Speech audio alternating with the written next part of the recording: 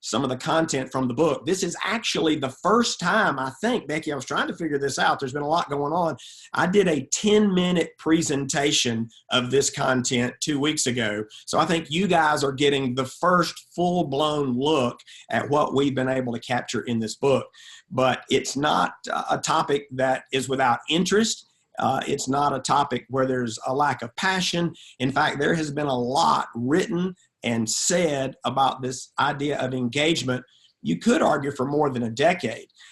My interest in the topic, I think, will become evident here, but I know that leaders are trying to build high-performance organizations, and this topic is essential to accomplishing all the things that your organization wants to accomplish. And let me jump right in, and I'll start with the bad news. The majority of American workers are disengaged. Now, this may not feel intuitively obvious because you sit around the table with a bunch of engaged men and women, and I would say congratulations to you. But the data on this is overwhelming. If you look at Gallup's work, and they've somewhat become the global benchmark on the topic of engagement. You know, they do an annual study of the American workforce, and then they do studies around the planet trying to get at this idea, how engaged are workers? And again, I'm not sure of your specific situation and circumstances, but they would tell you that last year, 2/3 of American workers were disengaged. Oh, and by the way, that reflects the highest level of engagement that they've seen in the last 15 years. It's been worse than that. So just imagine trying to do what you're trying to do with 1/3 of the people fully engaged. Pretend their numbers aren't even right. What if they're half right? What if you flipped it and said it's not 2/3 that are disengaged, but only 1/3 disengaged? Still, imagine how much harder it is to do what you and I are trying to do if we don't have everyone fully engaged. So I believe that leaders should care about this topic for many, many, many reasons. But I think 3 should be sufficient to kind of launch our conversation today. I believe there is a stewardship opportunity for us as leaders, that the people under our care are our responsibility. And I take that seriously. I know you take that seriously. Are we creating a workplace where people can willingly invest themselves fully? I feel like we're all going to be accountable someday for the stewardship of the people who were entrusted to our care. And if we've created a place where people can't bring their best selves to work, I'm not sure we've done our best job as a leader. Secondly, the financial stakes are tremendous. I was trying to think about the best way to describe these stakes, and I don't know, help me with a bigger word than tremendous. Just imagine the cost. Some of it real and tangible, but some of it opportunity cost. If a portion of your workforce, whether it be 1/4, 1/3, 1/2, or heaven forbid, maybe 2/3 or more, are disengaged, what is that costing you in real dollars and in opportunity? Again, it just blows my mind to think about trying to build an effective team that would generate sales, profits, and customer satisfaction, and have folks that are not all in. The costs, I believe, are staggering. And third, and I referenced this in my opening comment, you cannot build a high-performance organization without engaged people. And although the topic of engagement has been near and dear to my heart for a long time, and I would argue most leaders care about engagement, my focus was sharpened about 10 years ago when we started trying to figure out how do you help leaders build high-performance organizations. And we went on a multi-year search, which culminated in a book that I wrote called Chess, Not Checkers. The good news is that every organization has the potential to become a high-performance organization. The strategies are well documented. At least they are now, because we found 4 things that all high-performance organizations have in common. And so let me give you a little bit of context here. It's going to seem simple in concept, but any of you that have led anything will know how difficult what I'm about to describe is in practice. But here's what we learned. All high-performance organizations are well led. They bet on leadership. Now, if there are organizations out there that achieve the highest level of performance that aren't well led, I'd love to know about it, because I'd love to see what's going on there, really. Our work, again, over years and years and years, looking at a lot of organizations, confirm that all high-performance organizations are well led. The second thing we found is that they act as one, which is really about alignment. The levels of alignment in high-performance organizations is hard to describe. I mean, there is unity on key attributes. Now, you may say, well, what are those things? Well, it varies from organization to organization. Some are aligned on purpose, some on mission, some on vision, and there's lots of swirl around what those words mean. Some are aligned around values and strategies and goals. I think the bigger principle here is that organizations that excel, they've chosen for them what are the things that are most critical, and they work diligently to get everyone aligned on those things. Now, why do leaders really care about alignment? Well, leaders care about alignment because they're trying to excel at execution. We say that greatness hinges on execution. If Federal Express didn't deliver the vast majority, like 98, 99% of the packages as promised, you wouldn't think they were a high-performance organization. If at a Chick-fil-A restaurant, if the food wasn't right and the people weren't friendly and the place wasn't clean, you could care less about our corporate purpose. And at Disney, if the rides didn't work and the park was dirty and the people were surly, you wouldn't care about their world-class orientation. So we know how critical execution is. But what we discovered is so many organizations struggle to excel at execution. Even those that you might say, well, their leadership's pretty solid and they're relatively aligned. What's the problem? Well, the problem is there is a missing piece. And we've seen this consistently now, I would argue, around the world, and that's what we're talking about today.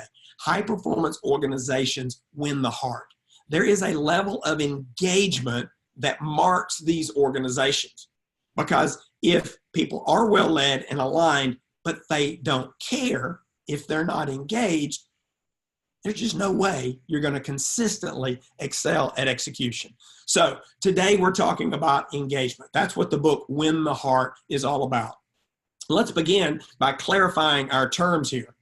We believe that engagement is how much someone cares. Let's stop there for just a moment, because there are scores of definitions out there. But we were trying to make this as simple and as approachable and as pragmatic and as practical and as actionable as possible. So what is engagement? It's how much someone cares. If they don't care at all, they're totally disengaged. And if they care a lot, they're totally engaged. So we think that provides a pretty good foundation to attack this topic. But there's more. It's how much someone cares about their work, their coworkers, and the organization. And there are strategies and tactics that you and I as leaders can employ to actually increase how much someone cares about each and every one of these factors. And you're probably saying, as I say often, yes, but how? I think it's the most often asked question by leaders on really any topic. It's fine to talk about the theory. It's fine to cast the vision. It's wonderful to talk about the concept. But at the end of the day, leaders lead. And you and I have to figure out how to translate principles into practice. And so that's what this book is really intended to do. And what I want to do now is go through this really at a relatively high level, pretty quickly. I'm only going to give you one tactical example in each of these areas, because I want to allow ample time for Q&A. I do not want to be guilty of answering questions that you're not asking. So if you'll allow me just for a few more minutes to kind of go through this, we believe that there are actually 4 cornerstones of care. Now, before I even get into these, I've already had the question, as I've had one-on-one conversations with hundreds of leaders about this topic, and they're saying, well, do I have to do these things? Well, you don't have to do any of these things, right? I mean, you get to decide how engaged your workforce will be. Engagement, I probably should have said this a moment ago. engagement is not an employee problem, it's a leadership problem. And I've also been told that that feels counterintuitive and that feels wrong, and isn't that their fault? Actually, no. Leaders are accountable for the engagement of their staff, for the engagement of their employees. And so when you think about these cornerstones, do I have to do all of these? You don't have to do any of them. But what we believe is that the more of these cornerstones you put in place, the stronger your organization will be and the more people will care. So the first cornerstone is connection.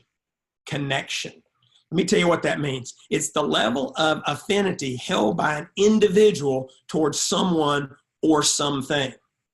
It's the level of affinity held by an individual towards someone or something. Are you connected to this person? Are you connected to the work? Are you connected to the organization? And again, I think the best news in all of this is that we believe this is within our control as leaders. We can affect this. So let me give you an idea for action. Do an audit of your onboarding process. What are you doing to introduce new employees to your organization? Is there appropriate time invested on who you are and what you believe? I was talking to a leader recently, one of the most engaged teams I've ever seen. I'm talking in 40 years. And I'm trying to get under the cover. I'm trying to take a peek behind the curtain. And obviously they were doing many, many things, but this idea of onboarding stuck out to me. When he told me that he employs hourly workers, mostly part-time, and their initial orientation is 8 hours. 2 4-hour sessions required, mandatory. He said, how in the world can they represent me and the brand if they don't know us? He went on to say they can't even work their first shift until they've been through the orientation. So if I hire you on the 5th of the month and the last orientation was yesterday, you have to wait a month to go to work, because he said it is so critical that these people be grounded. You know what he was saying? He said, I don't want to miss this opportunity for connection. I want them to understand us at a level they never could if we didn't invest in them strategically from the beginning. So, as something you might be able to do, go back and look how thoughtful, how purposeful, and how strategic is your onboarding. There are many, many ways to foster connection, but don't miss the first one. People are so impressionable. They're so excited and they're so eager for us as leaders to invest in them. If we'll get them off on the right foot, it'll make for a better journey, potentially for years to come. The second cornerstone is affirmation. Affirmation. This is the genuine and heartfelt expressions of support, value, encouragement, and appreciation, which resonate at an emotional level. Now, let me say a word about this. I believe this is different than recognition, and I think recognition is great, but you can recognize someone and them not feel affirmed. I talked to a leader, and I've had this conversation more than once, and they post results for people to see. Used to, they put it on the bulletin board. Again, I'm showing my age here. Now they put it on a monitor where everybody can see the results, and they're often ranked, and they would, in their minds, many of them would say, well, I've affirmed those people. Well, I would say maybe, maybe not, probably not. You have recognized them, but go to the last part of this definition.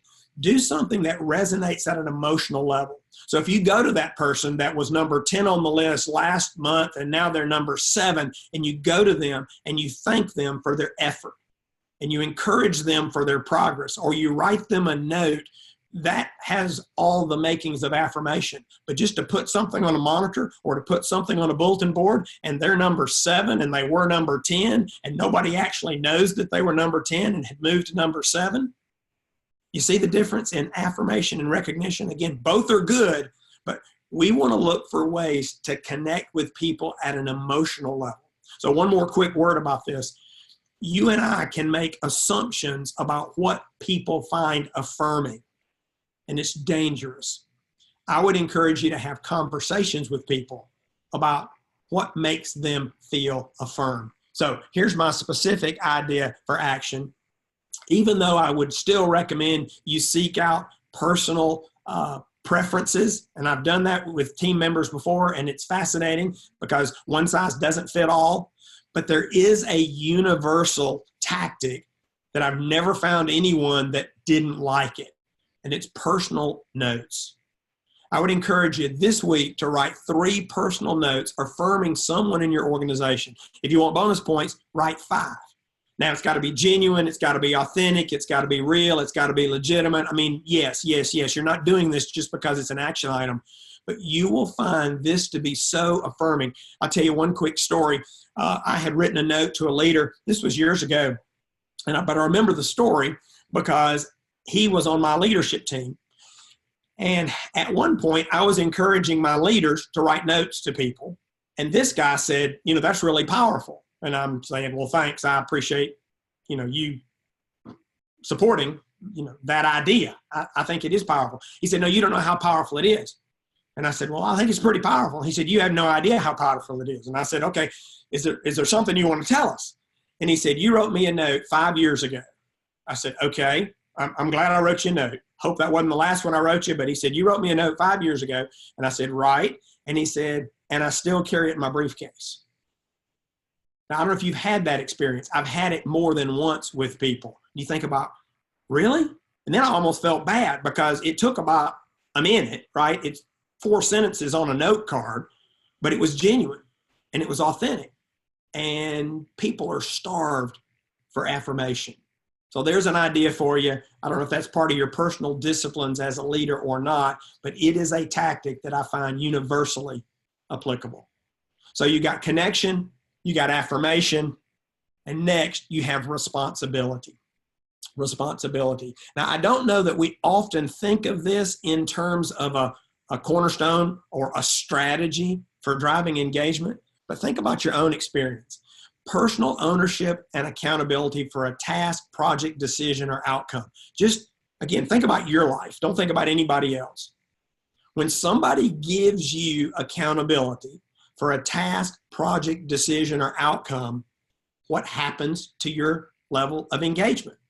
What happens to your care? If we could measure that with some kind of mythical meter, when you own something and have accountability for it, you care more. Again, this feels so obvious, and I have mixed emotions about that.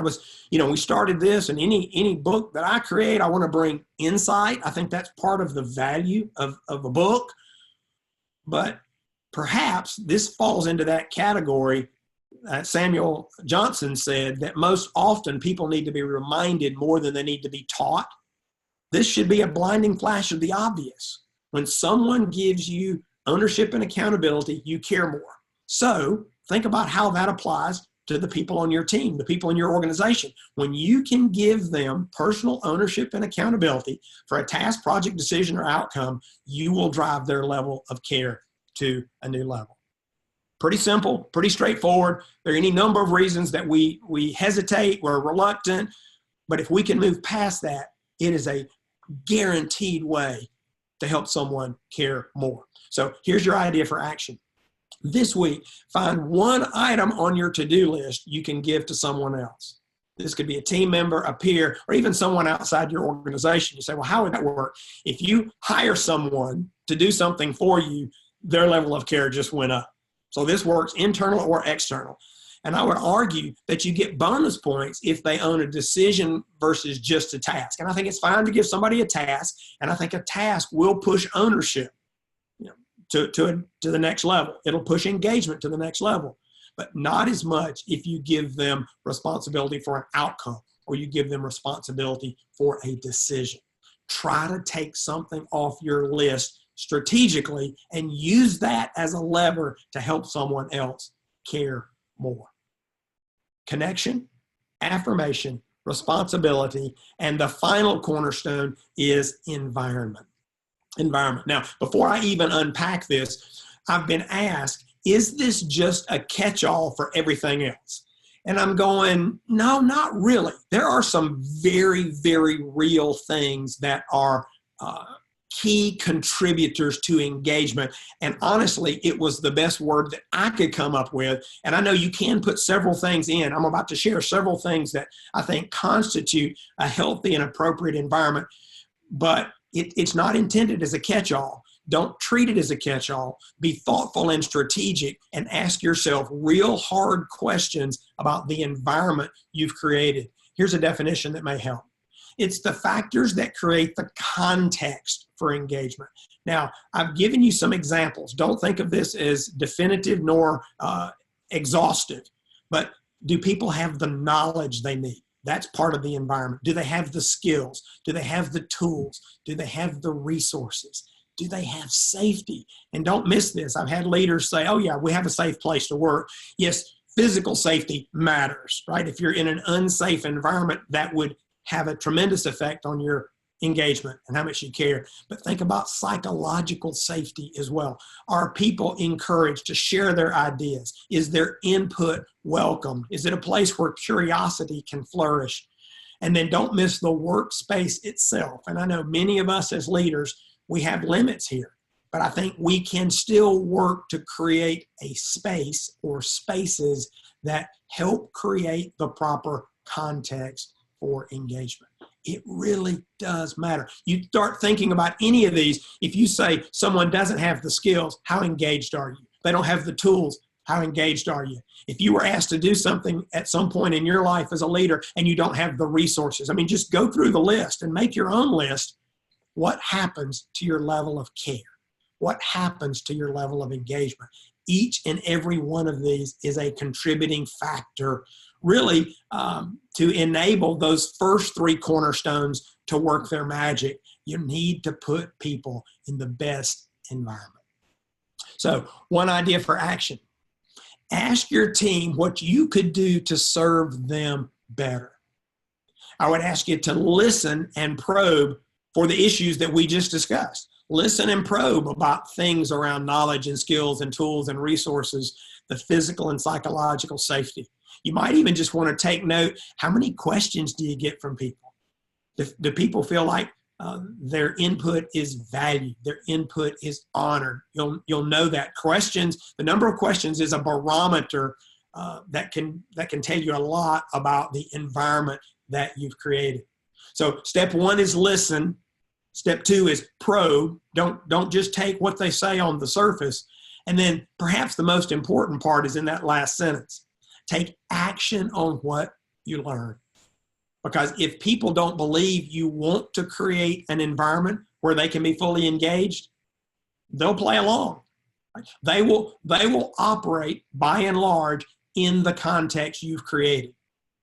And if you've created the place where people will care more, you'll reap the benefits from it.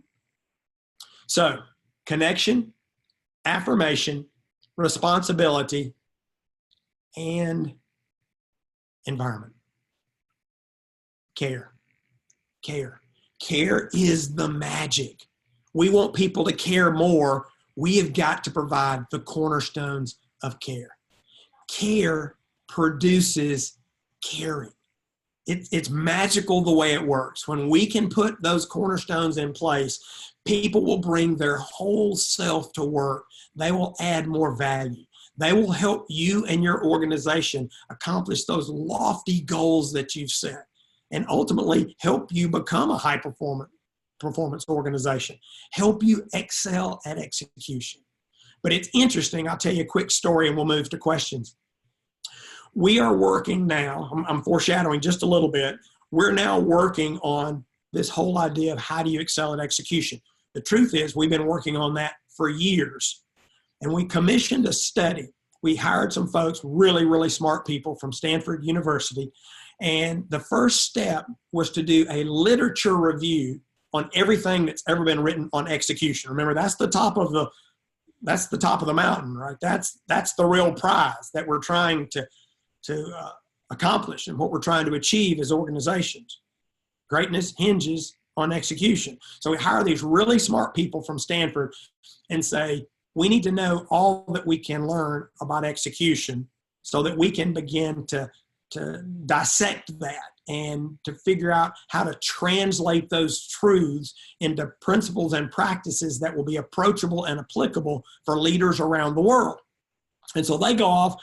I don't know how many graduate students they hired. I'm not going to tell you what it costs, but they did an exhaustive study about execution.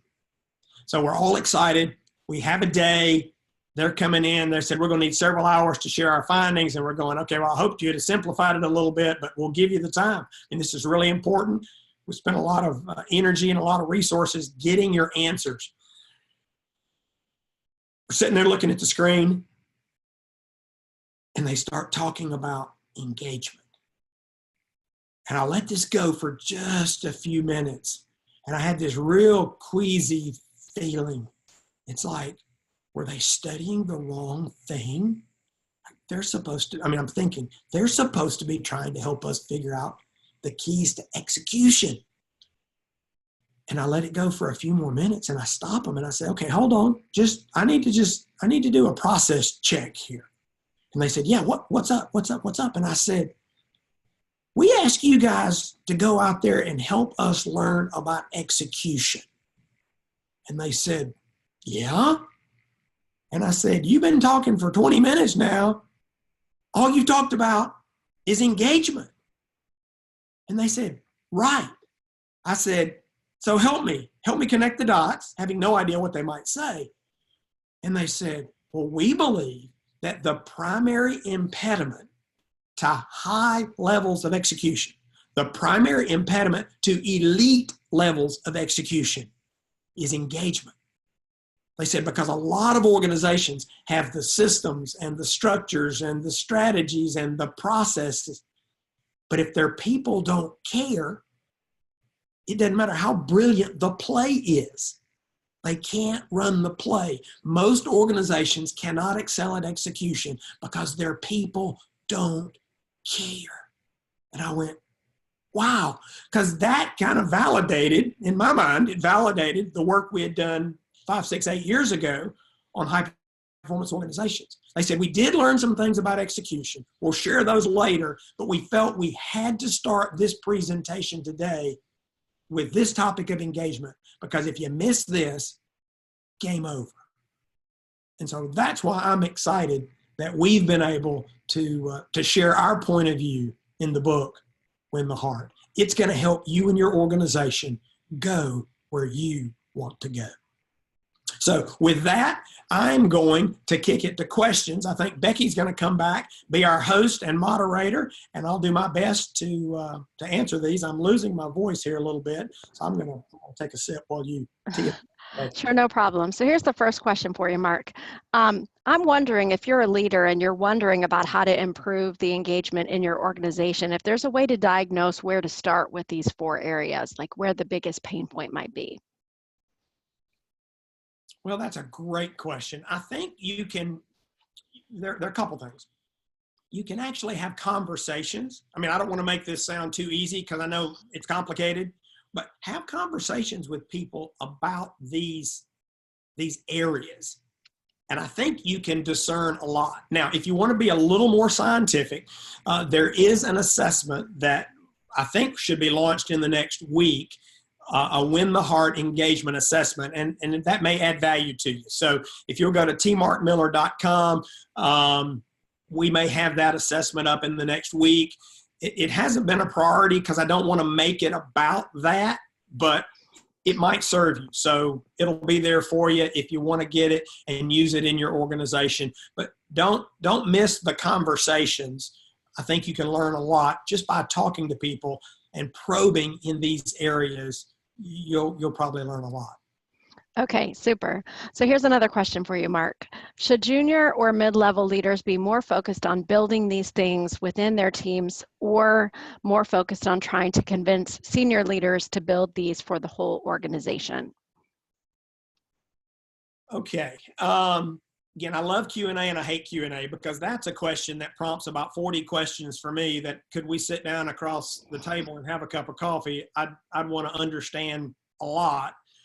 In the absence of that context, let me say it's probably 80-20. Now, again, this is one man's opinion. I got no data to support this, but I would say spend 80% of the time focused on what you're accountable for. And I think your primary accountability are those things that you've been entrusted to lead. Now, I would always suggest that we try to serve in a larger organizational context. And many, many, many times that means leading up. So I would say, again, 80-20, 90-10, but you are accountable for what you are accountable for. And then I want to add value to the organization and senior leaders by encouraging them and challenging them. And I would say that's true on any of the content over the years. I've had people ask questions about servant leadership. Well, what if my leaders aren't servant leaders? Well, okay, that's fine. You can influence that, maybe, perhaps, but you can be a servant leader, right? Or what if I'm part of a senior team that's dysfunctional? Well, you can certainly try to influence that, but is your team dysfunctional, right? Are you building a high performance team? And so on all of this, I would say my primary encouragement to leaders is earn the right to be heard, is be credible, be diligent, and your success will give you untold opportunities to influence within your organization. So I hope that helps. I'm going to send you a softball this time. Mark, someone is asking about what the meaning is behind the horseshoe on the cover of the book. This heart is made from a horseshoe. I don't know if I want to tell you that or not.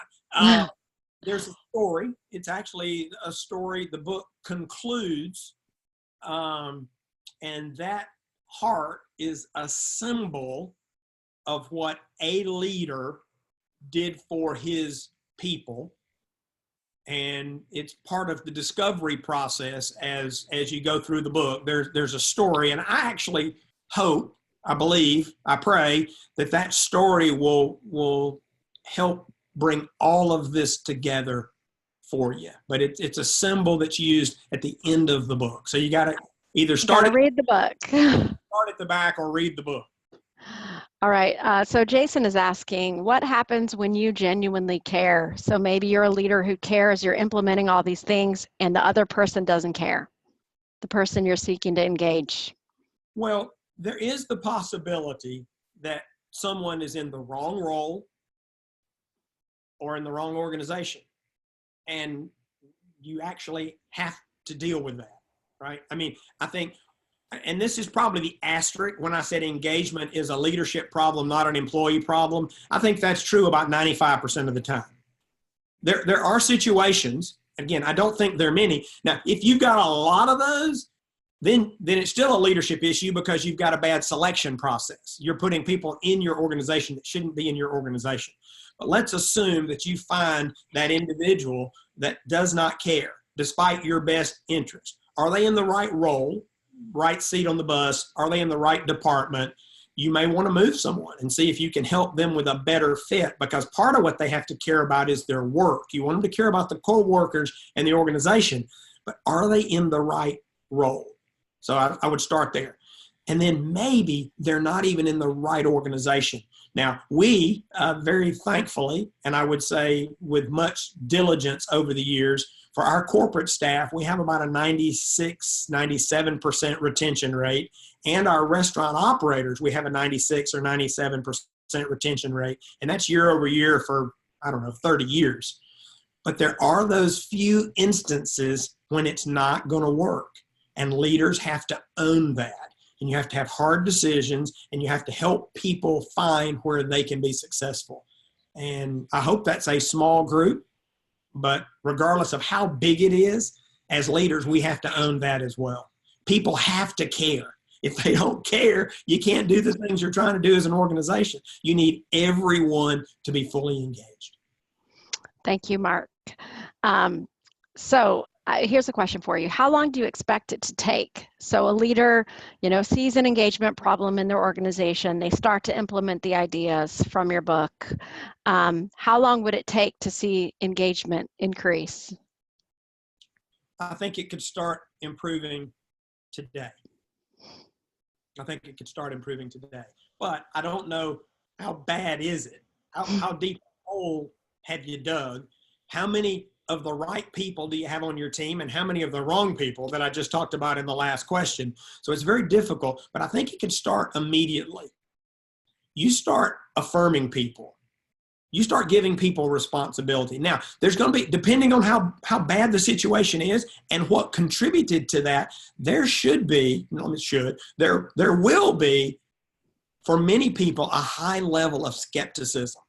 So I think part of this has got to be consistency, that if this is the way you want to approach engagement, I think you've got to be consistent over time, and I think you'll win people over time. Let me give you one other tactic that I think can have immediate effect. And it's under this whole idea of affirmation. When is the last time members of your team individually heard you say thank you? Genuine, authentic, heartfelt. When's the last time you heard that? When you believe that the people that you serve appreciate and affirm what you're doing, your engagement level ticks up just a little bit. So I think you can start seeing effect immediately. And again, it may take a while to change the larger context, because I don't know, again, how many potholes you got to fill in. Go all the way back to environment. If people don't have the knowledge, if they don't have the skills, if they don't have the resources, they'll appreciate you affirming them. But it's still really hard to be jazzed about your work if you don't have the knowledge or the skills or the tools or the resources. So I think you start today, you start tomorrow, and you make it better day by day. Well, and it seems like in some ways this approach of care has to be part of the culture of the organization, which can take longer. Sure. But again, start where you are. Indeed. So I have a question from a leader who says that she's no longer herself engaged and her level of execution is not where it needs to be. So for the individual leader who is struggling and not feeling engaged, how can they work on their own engagement first in order to influence change in their organization? That's a really important question. That's a really, really, really big question. So let me give you a thought or two. And again, I apologize. Please don't confuse the brevity of my response with the significance of that question, because our attitudes and our engagement is crucial as leaders. It is absolutely crucial. So first, I would applaud you for identifying that. I think I would encourage you, try to get to the root of it. Try to figure out what happened, what changed. There probably was a day you were more engaged. What were the factors and circumstances that led to that? And see what you might do to turn back the clock, if you will. And maybe there's nothing that you can do specifically. Maybe you've changed roles, or you've changed leaders, or you've changed organizations. I'm not trying to presuppose a simple answer, but try to get to the root. That'd be the first thing I would suggest, and then take whatever action you can. The second thing I would ask you to consider is about your personal beliefs about the work you're doing.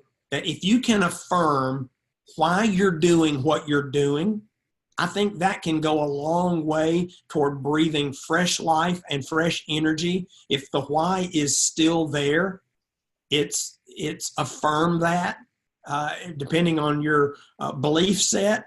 If you have a calling, affirm that calling. If you've got a personal purpose, affirm that purpose. And again, that should give you energy. And then the third and final thing I would say is get around people that fuel your passion. Now, that could be colleagues, that could be peers, that could be mentors. There may be thought leaders in your field or your industry that you can hang out with. There may be conferences and events that you can go to remind you why you're so passionate, or why you were so passionate, why you were more engaged in the past. It's a little bit about, you got to keep your own fire burning. So look for some people that can remind you and help you rekindle that fire and that passion. So those are a few tactical things to think about. But again, I want to applaud you. You're going to have a hard time, and I think this is where you know this. You're going to have a hard time helping others be more engaged if you're not. So stay the course. I would make that a real focus and a real priority of your development plan over the next 60, 90, 120 days, next 6 months, as long as it takes. So you'll be better positioned to serve others. Thank you, Mark. So Mark, what metrics do you recommend to measure engagement or success as it relates to improving engagement? So business results, turnover, maybe an annual engagement survey. Yes.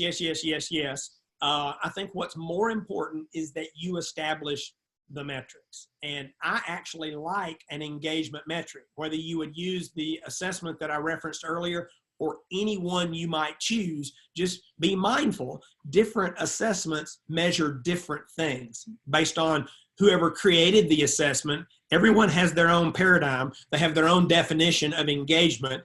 And again, while researching this book, I found scores and scores, probably hundreds of different points of view. So what's more important is that you decide how you want to measure engagement and measure it. And again, maybe the tool I referenced earlier would be helpful.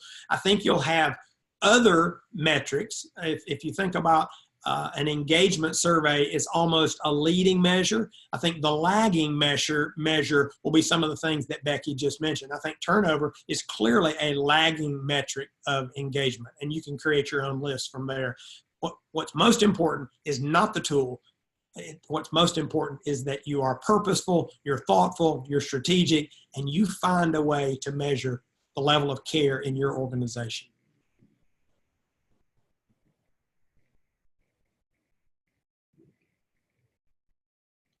Thank you, Mark. Sorry, I was having a little trouble unmuting. Okay. So I have a comment from Shannon, and she's mentioning that management and leadership in their organization has disappeared from view because they're busy, but then there's a vacuum of leadership. So as it sounds like she might be either an internal or an external consultant. So how can someone who's trying to pour into senior leadership help them understand the importance of being involved in increasing people's engagement? Okay, so I'm not trying to be cute. I mean, I promise I want to honor that question, but my first reaction is fantastic. I love it when there's a leadership void that I can do something about. And so if there's a leadership void, Shannon, I think you said was this person's name. Shannon, step up when and where you can. And try to add value, try to close that void. Because here's what I believe about leadership. It is actually not a role, it's a function. I know that might sound weird to you, and that's probably another talk for another day. But if what's missing is the function of leadership, you can fill that countless ways. So if you've got a void, see what you can do to close that gap. And again, it may be investing in individual senior leaders. Maybe it's resourcing individual senior leaders. I'm sending books, I'm sending blog posts, I'm sending podcasts, and I'm sending all these things to different leaders in our organization where I know there's a gap and I'm trying to help them. I'm trying to add value. So the fact that you recognize it is great. I would say step up and don't be confused. You may not have the position of leadership, but you could provide the function of leadership. Great, thanks. So Jennifer's wondering about hiring and selection. And is there something that a hiring manager can do in the selection process to predict the person's eventual level of engagement?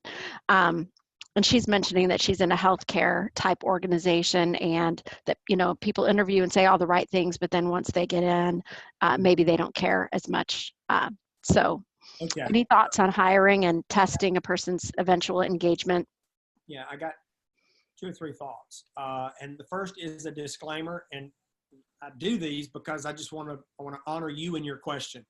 I am not a human resources professional, right? I mean, my domain is leadership, and I understand the connection, but I don't have the right human resource answer for you. So just know what you're getting is clearly filtered through my leadership bias. Now, with that said, our human resources professionals have been trying to coach me and teach me for almost 40 years, and I have learned a few things from them. One that I think is applicable to your question: the best predictor of future behavior is past behavior. The best predictor of future behavior is past behavior. So we work diligently to do behavioral-based interviewing. Now, you may know what that's about. I did not, but again, they've taught me and they continue to school me and to remind me and to challenge me. The days of the what if or what might you do question, I think, are over, because anybody with a modest IQ can figure out what the right answer is. So we ask a lot of questions about, tell me a time when, which I guess is actually not even a question, but tell me about a time when, or what did you do when faced with that circumstance? And if somebody has a history of engagement, then I think you have a higher confidence that they can be engaged going forward. Now, again, you may want to probe and figure out why they were so engaged and see if you can provide those same components going forward. The team member that says, I loved my last job because there were no customers and we were never busy and I always got to study. Well, if that's why they loved their last job, then they probably don't need to work in a Chick-fil-A restaurant, because we're going to be pretty busy. We're going to be pretty busy. So figure out, were they engaged in a past work setting, or maybe even not in a work setting? When were they engaged? Why were they engaged? And what is your confidence that you can provide those things going forward? So that's a little bit that might help. And I guess the only other tip I will give you is, we believe that we need multiple people involved in the process, that we think selection is far too important to be done by a person. So I know that creates complications for a lot of small businesses, but I actually know some smaller organizations that actually have even invited a third-party person to join their interview process, and they pay this person to actually help them to get another set of eyes on candidates. We just think it's far too important to be done by a single person. So share some of that responsibility. You'll push the engagement up for the other folks in the process, and you'll probably make better decisions in the end. Sure. So I like this question from Willie, and he's wondering, is there a difference for executive leaders in caring for employees when they're dispersed or remote? So what would be the best way for executive leaders to care for dispersed or remote team members? Well, Willie, that's a good question. I want to, again, be careful with my response. My personal experience there, I'm not sure if this translates or not. We have 2,000 restaurant operators in 47 states. Now, they're not our employees. They're independent business people. Think of them like our business partners, but we want to work to be sure that they're fully engaged. And I would tell you, these same principles, these same cornerstones work with those 2,000 men and women who are scattered across 47 states. It's just a little more challenging. You got to be a little more deliberate and disciplined. Let's take this idea of connection. One way you connect with people is talk with them. Well, great. It's easy for me to talk with my team at the office when I walk through the building and I see them. I have to be a little more intentional to talk with the leaders who are dispersed across the country. I know one of our leaders who recently retired, who was so good at staying connected with what was happening in the field. I stumbled upon one of his secrets. Again, this is not even particularly profound, but it does, for me, illustrate his intentionality. He kept a call log, and he intentionally would call and check in on these men and women scattered around the country. And it was like, well, that was genius, because I mean, again, it doesn't seem that complicated, but I had left those interactions to chance. And he knew the answer to your question is, if people are dispersed, leaders are going to have to be more intentional for something as simple as connection, not even to mention the other cornerstones. But I would tell you the same 4 cornerstones still work with remote and dispersed workers. So Mark, I'm sorry, but I have to go off topic because there's a comment about the fact that there are 3 states without a Chick-fil-A. I'm guessing it's Alaska, Hawaii, and which other one? I think it's Alaska, Hawaii, and Vermont, I think, are the current 3 that we're working on, so we can get to all 50 states. Okay. Sorry about that, Mark. That was just a fun one, and somebody else was guessing Vermont. I've seen a couple of questions about codependency, and maybe there's a thought here that people are having that, caring for people or affirming them can create codependency. Do you have any initial thoughts about how to avoid that and create more interdependency? And one person is saying that they're looking at a church type context. Okay, well, again, I feel terrible to have to say this again. I'm not qualified to answer that question. Now, I'm going to answer it, but I want to tell you, I'm not qualified. So take this for what it's worth. We remind ourselves often. I wish I knew how often we remind ourselves. The most healthy relationships are adult to adult. Now, I'm not talking about if you're parenting. I'm talking about in this context, when you're trying to build a high-performance organization, when you're trying to lead people well. The most healthy relationships are adult to adult. And if we're not careful, we can let our good intentions, at least let me speak for myself and speak for my experience, we can move without even meaning to into an adult-child relationship. And we work very, very hard to make it adult to adult. You discuss the hard things, you discuss the unpleasant things, you tell the truth, you tell all the truth. You initiate, you don't hide, you talk about consequences openly, even though it can and often would create a hard conversation. And so we just remind ourselves, adult to adult, adult to adult. What's an adult to adult way to deal with this situation? You got questions, you go ask somebody. You got concerns, you go talk to someone. And again, I don't know that totally beats the codependency referenced in your question, but it is a filter that we use, I would say, every day. We try to remind ourselves, adult to adult is the path. Got it. So Mark, I have a question from someone who's wondering about resources. And I'm trying to scroll back to it because there's so many different comments and so much engagement. So thank you to all of you who are definitely engaged and showing that you care about this conversation today. And there are some questions that we have not gotten to. And I know Mark is always willing to look at those questions to use in blog posts in the future. So we'll definitely be passing these along, the ones that we haven't gotten to today.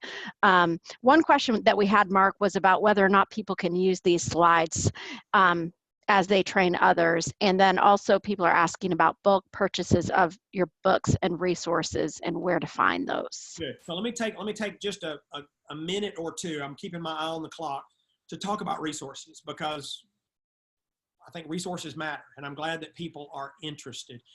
We create these resources to serve leaders. Some of you know that I'm so fortunate that I've had a day job for 40 years, the 20 years that I've been writing. And so all of the profits from any resources, any profits that come my way, we give to charity. So that frees me up to say, hey, you ought to use these resources. And by the way, if there are any revenues generated, we'll do good in the world. So with that as a starting point, I was challenged by my publisher several years ago, 6, 8, 10 years ago. He said, I'm a little bit a prisoner of my genre. And I didn't even know what that meant. And he said, you've chosen to write business fables. And he said, that's great. And people like them and they derive value from them. But he said, you can't fill these books full of tactics. In fact, I wrote several manuscripts where the publisher made me take out 75% of the content, which freaks me out because when I talk to leaders, I can say, if we're talking about building a high-performance team, that you need to have good meetings. And the first question a leader said is, well, how do I have better meetings? And I said, well, here are 10 best practices. Well, the publisher's going, you can't put those 10 best practices in this book. He said, that's a different type of book. He said, but if you want to stay in this particular genre, he said, what you need to do is create a field guide. He said, field guides by design are full of tactics. And so what we have started doing, in fact, we're now going back and creating field guides to support the various books. And there is a Win the Heart field guide. And it chock full of tactics. Their meeting agendas, their assessment questions, their case studies from other organizations. It's just full, hundreds and hundreds of ideas for action, literally. And so one of the resources is the Win the Heart Field Guide. And I mentioned we've got that now for 4 or 5 of the previous books because leaders want tactics, but the publisher said, and I actually agree, you stick all those tactics in the book and you kind of destroy the business fable concept. But here's something I'm actually excited about. Several years ago, we were about to create a new field guide. And I got with the team and I said, hold on, let's call a timeout. And I said, what are you talking about? And I said, well, what can we do to make the field guides better? And they said, what do you mean? I said, well, let's put some focus groups together. Talk to users, talk to non-users, and talk to lapsed users. And let's reimagine the field guide. So the new field guides are a product of that, but that's not why I'm telling you about it. During those focus groups, we got lots of ideas on how to make the field guides better, but we also heard a consistent theme. People said, there's still something missing. And I said, what's missing? And they said, we don't know. But the field guide is kind of like the teacher's book. They said, where's the student book? And I said, well, what about the book? And they said, no, we're not. I mean, there are situations we're not going to distribute the book. And so what they encouraged us to create, and we have now created, is called a quick start guide. And here's an example. I don't know if you can appreciate this. It literally will fit in your shirt pocket. This one is 62 pages, and it has an overview of the content, and it's full of tactics. We got such a great response to this that we've now gone back, and last year we created this quick start guide format for 4 of the old books. And so now we've got this for 6 of the books.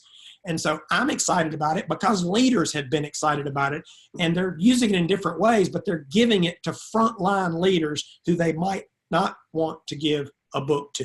And so to that end, I would say if you don't already have one of these, because I know some of these have gone out in the mail, we will give you a free PDF, all 62 pages, not a sample chapter, but the full deal.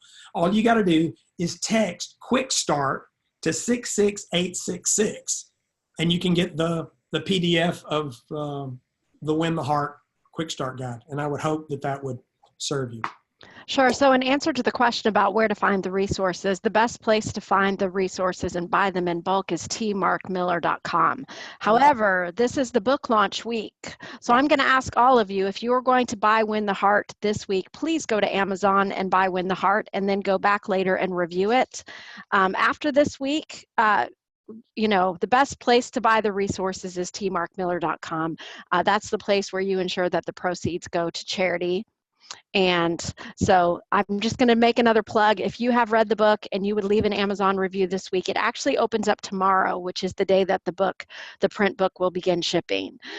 So we'd welcome and appreciate anyone who's willing to send an Amazon review. And we would invite you to go to Amazon today to get the book only. All the other resources are available on the website. That text number is still on the screen.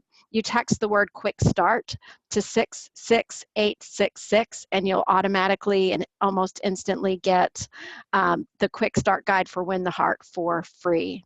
And if they want to share that with others, I love giving away resources. So tell all your team to use that. I'll be happy to send you all a free copy. That'd be my pleasure. Let me do this. Let me say I'd love to stay connected with you. Here are 4 or 5 ways: tmarkmiller.com, my Instagram account, Twitter, Facebook, LinkedIn. Love to stay connected so that I might try to add value to you. And then, Becky, my final thought, because I know we're out of time here, is that when you and I as leaders win the heart, everyone wins. Everyone wins. And so that's my hope, that's my prayer, that together we can create a culture of full engagement. Let me know how I can serve you. Thank you, Mark. Bye-bye.